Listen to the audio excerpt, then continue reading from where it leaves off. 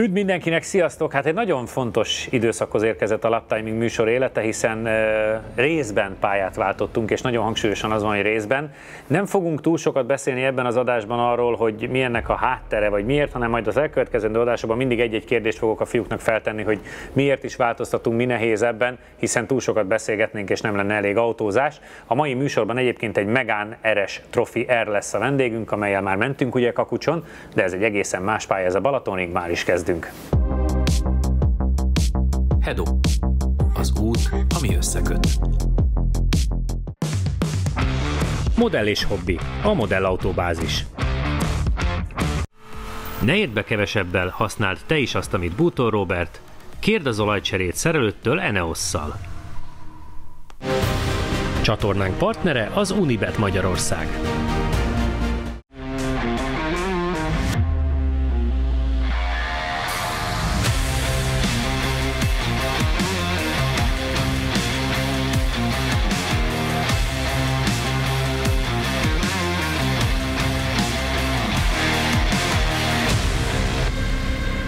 Nem is jól mondtam, mert Balaton Park Circuit, így van. És itt gyorsan át is váltok Csabihoz, mert már visszatértünk itt a kis reklámok után. Csabi, nagyon sokan kérdezték, miután ez a pálya megnyílt, hogy mikor jön ide a Laptiming. Ugye nagyon sokáig mondtuk azt, hogy hosszú és normál versenypályára nagyon nehéz vinni ezt a műsort, mert alapvetően ez veszélyes, és nyilván nagyon kevés autó bírja ki, de mint versenyzőktől első körben ebben az adásban azt szeretném tőletek megkérdezni, hogy tényleg mekkora a különbség egy 1 kilométeres Kakucson menni, ahol 140 km/h a maximális sebesség, és egy 4,1 kilométeres pályán, vagy akár csak egy Hungaroringen, tehát bármi nagy pályán, ahol akár 250 is egy utcai autóval.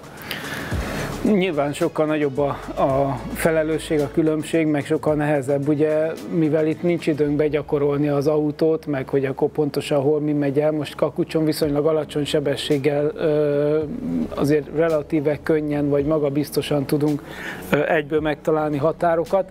Hát itt minden sokkal drasztikusabban történik, vagy egy gyors pályán minden sokkal drasztikusabban történik. Ugyanakkor meg azért minket is folyamatosan foglalkoztatott az a kíváncsiság, hogy Kakucson mérete miatt, pont azért, mert hogy lassabb pálya, nyilván biztonságosabb is ilyen szempontból, de nyilván pont az erősebb autók nem jönnek ki, és hogy nem tudjuk igazán megmutatni, és ugye ott vannak olyan adatok, hogy egy 7-800 lóerős autó adott esetben lassabb egy 300 lóerősnél, aminek mondjuk jobb volt a gumia, vagy ilyesmi. Szóval, hogy nyilván ilyen szempontból is ez egy nagy kihívás, hogy itt egyből beletaláljunk, és hogy ki tudjuk-e vajon hozni, vagy milyen képet fognak mutatni azok az autók, amelyek máshol már bizonyítottak. Jani, hozzád fordulok, azért hangsúlyozzuk azt ki, hogy amikor az elmúlt sok-sok évben, hiszen azért ez a műsor tényleg, hála Istennek, elég régóta megy, mindannyiunkat megtalálták azzal, hogy de miért nem megyünk gyorsabb pályán. És nagyon sokszor én azt szoktam válaszolni, hogy egész egyszerűen a legtöbb utcai autó ezt nem bírja ki. Ezt kicsit vesészt ki nekem. Hát sőt, ugye mentünk is akár Csabival is régebben, azért a Hungaroringen mentünk jó néhány utcai autóval, rendezvényeken is, stb. Tehát láttunk mindenféle kombót, hogy épp mi hal meg attól, ha az ember tényleg élesbe megy egy ilyen gyors versenypályán. Igen, tehát hogy én például csináltam olyat, hogy a tanpályán csináltam a Hungaroringen egy kört, ami egy ilyen 1-1,5 kilométeres kör volt. Ott se bírta ki már minden, mert egyszerűen ezeknek a pályáknak az érdesebb aszfaltja sokkal jobban igénybe veszi a féket, a kerékcsapágyat, tehát mindent.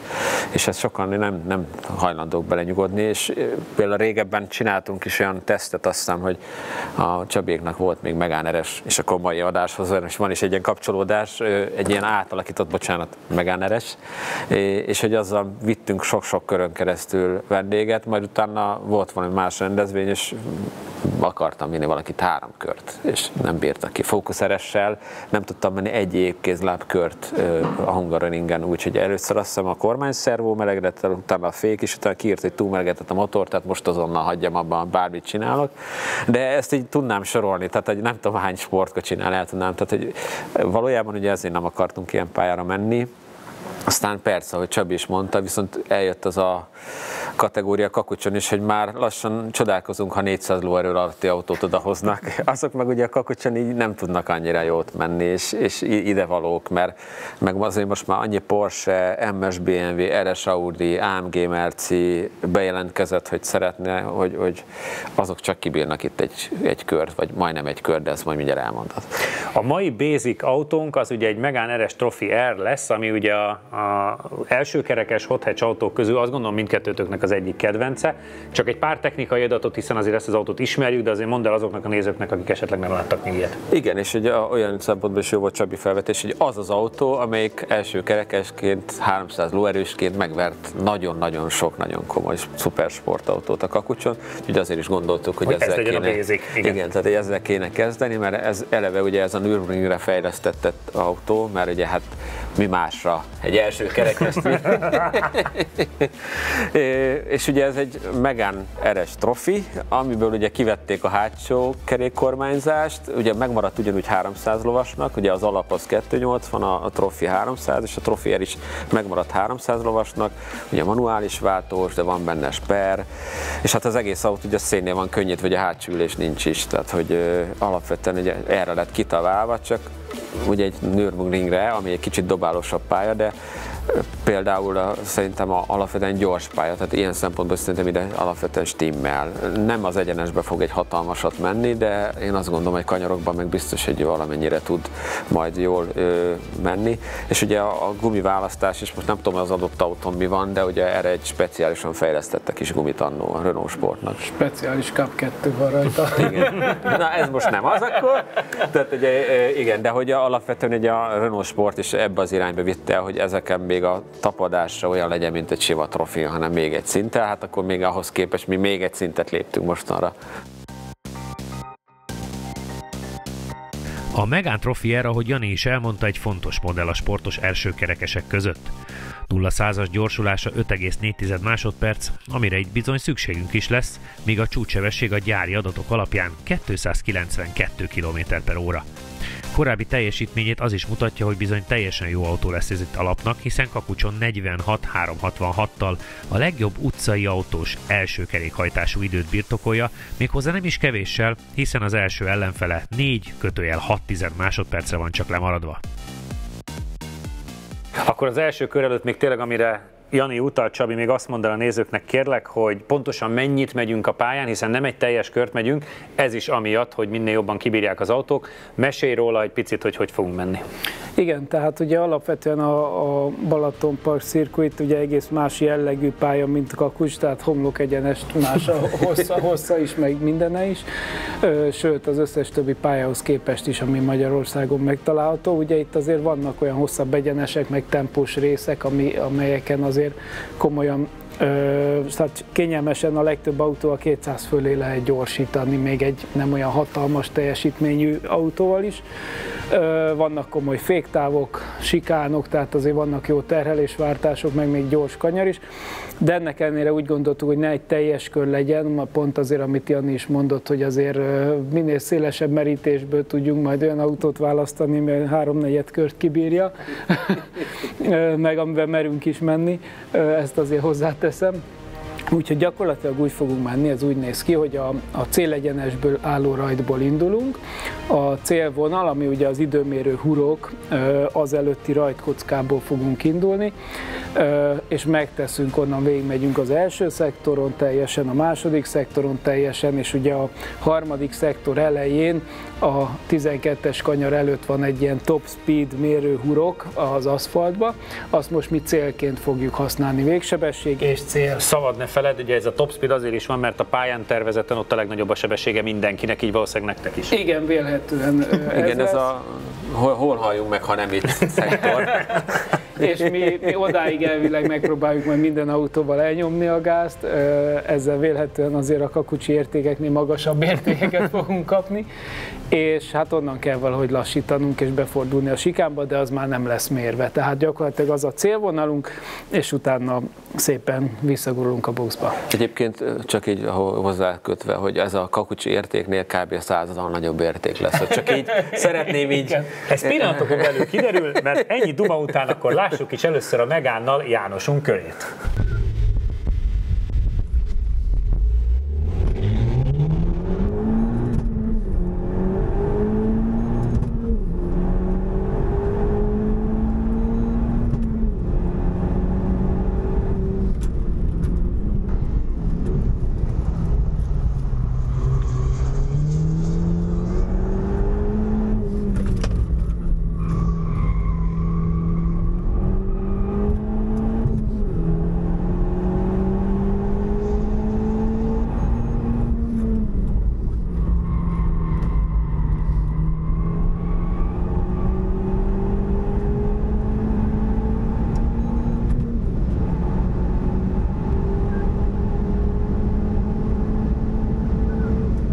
Azért Jani arcán látszik a remény, hogy talán lesz fék a tribűn mögött 200-ról.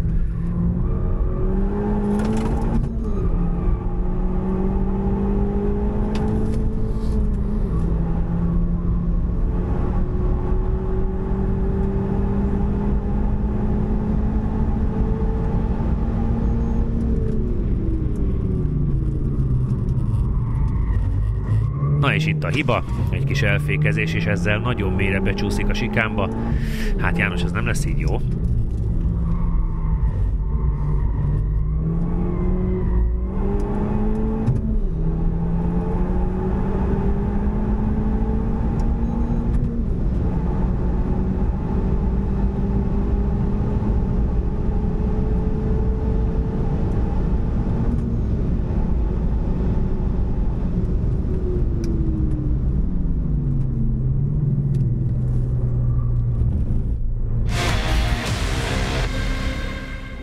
János, én azt láttam a körödben, mert hát a rajtnál ott voltam, jelentem főnök, hogy mint egy kicsit ott, és nagyjából annyit láttam belőle. Az mondjuk nem volt jó speciál. Nem, pont azt akartam mondani, hogy kicsit, mintha beragadtál volna. Kezdjük arról, de milyen volt az élmény? Fú, hát a rajt az szenzációs volt. Pedig szerintem szar volt, de mindegy. Igen, tehát hogy szerintem lehet, hogy 2 székkel lehagytál volna.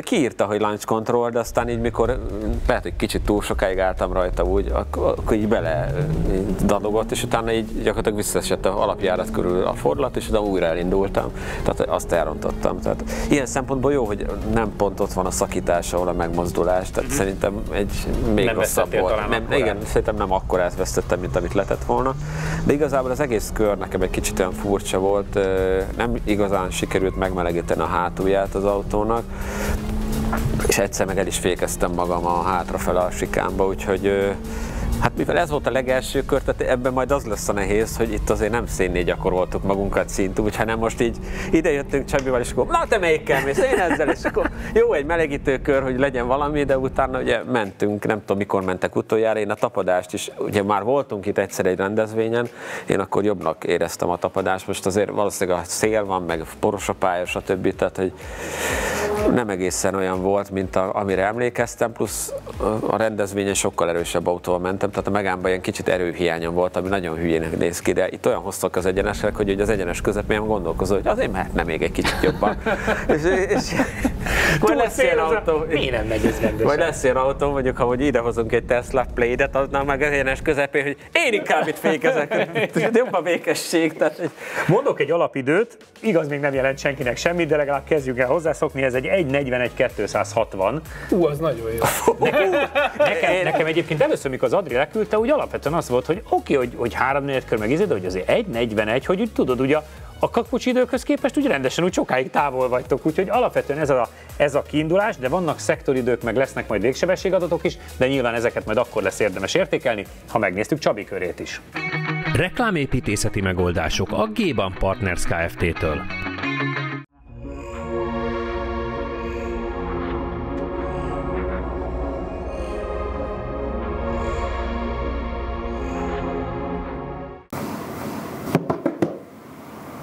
McLaren de Wald. McLaren de Wald. Ha meg akarod nyerni az egyedi McLaren de Wald csavarozógépet, nincs más dolgod, mint bekövetni a YouTube csatornánkat, és ez alatt a videó alatt, amikor látod a reklámot, kommentelj egyet, sorsolás december 15-én, hogy a karácsonyfa alatt mindenképpen ott legyen a cucc.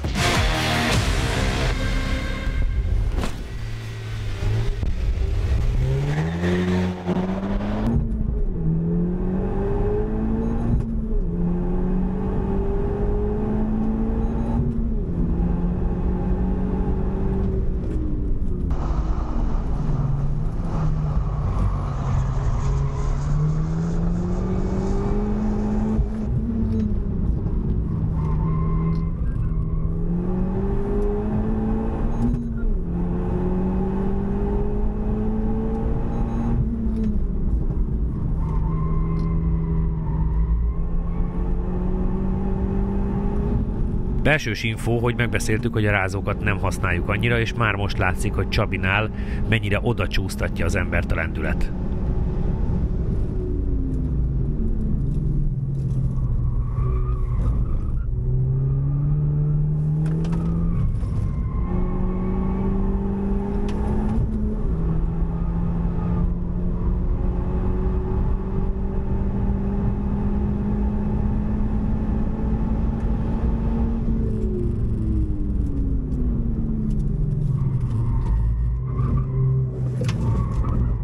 Csabinak kiadja a sikánféktáv, és ez nagyon sokat fog majd jelenteni időben.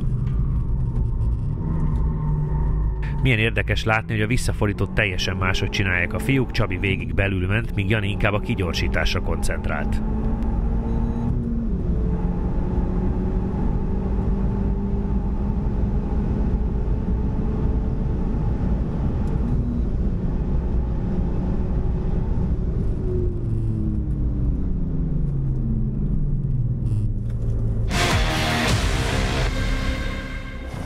Neked sokkal jobb volt a rajtod, ez meg ott voltam szintén. Neked milyen élmény volt, Csabi? Te tudtál menni ugye másodiknak az autóval, nyilván egy picit melegebb volt, ennek érezted a hatását?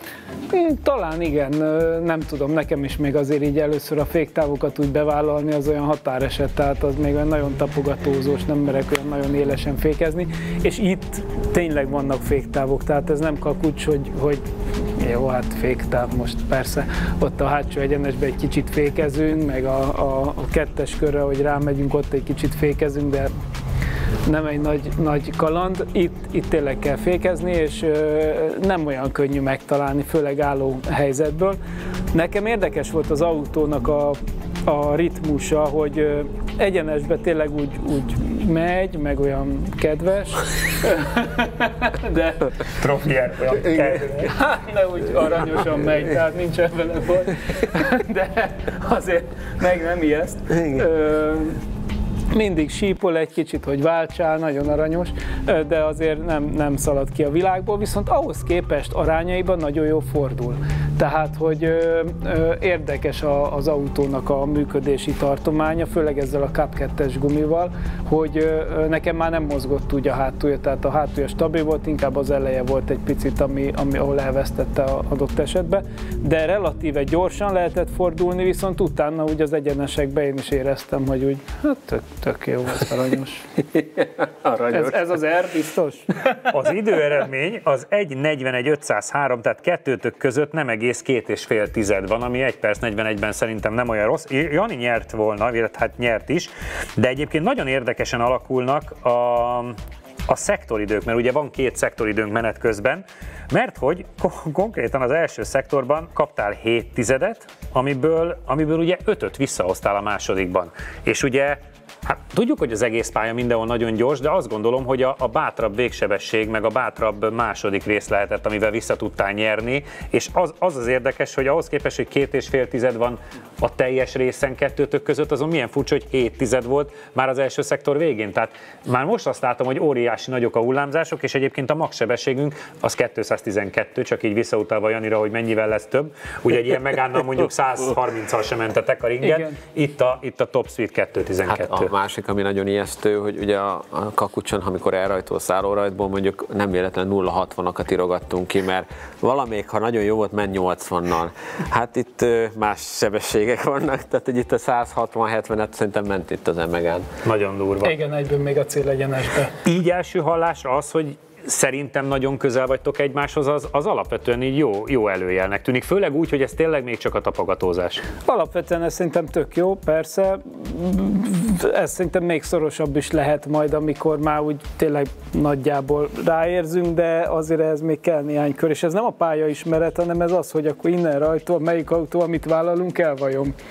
Mert ahogy Jani mondta, most tényleg 60-70-nél most nem jön ki a féktáv, hát nagy kaland. Na de 160. De 160-70-nél az már egy picit más játék. Úgyhogy itt azért fiúknak kell lenni annál. Igen, és ugye nem megyünk előtte őrült köröket, hogy begyakoroljuk. Ha ezt kibírják. Igen. Urak, nagyon-nagyon tetszett, szuper volt, köszönöm, remélem a nézőknek is. Egy kis jövő heti előzetes, jövő héten hátsó kerékre váltunk, és Alfa Romeo Giulia QV lesz, tehát hogy gyorsan feladat legyen az egyik pillanatról a másikra átkerülniük első kerékből hátsó kerékbe, mert hát azért ezt mindenkinek elárulom, hogy szokás szerint nem leszünk itt minden héten a Balaton parkon, hanem megint tömbösítve forgatunk. Csabi mindig itt van, ha akarjátok, őt lehet itt látni, de hogy mi azért most megint egyszerre forgatunk, tehát a fiúknak most villámgyorsan át kell majd állniuk jövő hétre első kerékről hátsó kerékre, illetve nem is jövő héten, mert hogy azért nem minden héten fogjátok kapni ezt a műsort, hanem azért csak havonta egyet. Köszönjük szépen, hogy itt voltatok ma velünk, reméljük, hogy tetszett ez a műsor, iratkozzatok fel a csatornára, kövessetek bennünket YouTube-on, Instagram, Facebookon, TikTokon és és mindenhol egyéb helyeken. Jövő héten találkozunk, természetesen lesz lap timing, és aztán majd érkezik az extra is. Köszönjük, hogy voltatok, sziasztok!